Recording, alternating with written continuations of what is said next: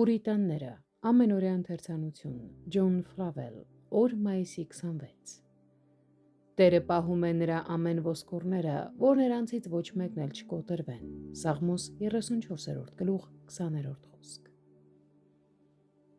Մտորեք, թե որքան ենք պարտական նախախնամությանը նրա պաշտպանության համար,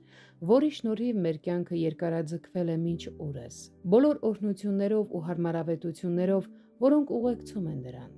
Նայելով մեր շուրջը, ամեն օր և ամենուր տեսնում ենք մարդկանց, ովքեր կարեկցանք են առաջացնում, զրկված կյանքի բոլոր օրհնություններից, տխուր դժբախտությունների պատճառով,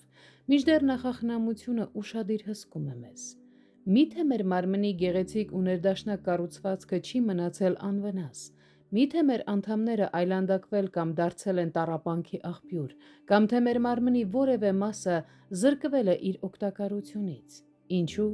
Որովհետև նախախնամությունը երբեք չի դադարել հոգ տանել մեր մասին այն օրվանից, երբ դուրս ենք եկել մեր մոր որովայնից, այլ զգոն աչքով և քնքուշ ձեռքով պահպանել է մեզ ամենտեղ և պահել մեզ որպես իր խնամքի առարկա։ Մտորենք նաև, թե ինչպես յուրաքանչյուր անդամ, որ այսքան քնքշորեն պահպանվել է, միևնույն է դարձել է մեղքի գործիք Տիրոջ դեմ։ Եվ ոչ միայն մեր անապաշխար վիճակի օրերին, երբ մեր անդամները մատուցում էինք մեղքին որպես անիրավության գործիքներ, այլ նույնիսկ այն ժամանակներից հետո, երբ ուխտով դրանք նվիրեցինք Տիրոջը որպես իր ծառայությանը նվիրված գործիքներ, և այնուամենայնիվ, որքան քնքուշ է եղել նախախնամությունը դրանց նկատմամբ։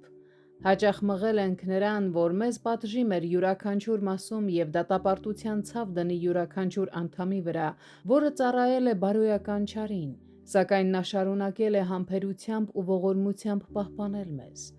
Բայց ախ, որքան մեծ են եղել նրա գթությունները մեր հանդեպ և որքան զարմանալի է նրա համբերությունը։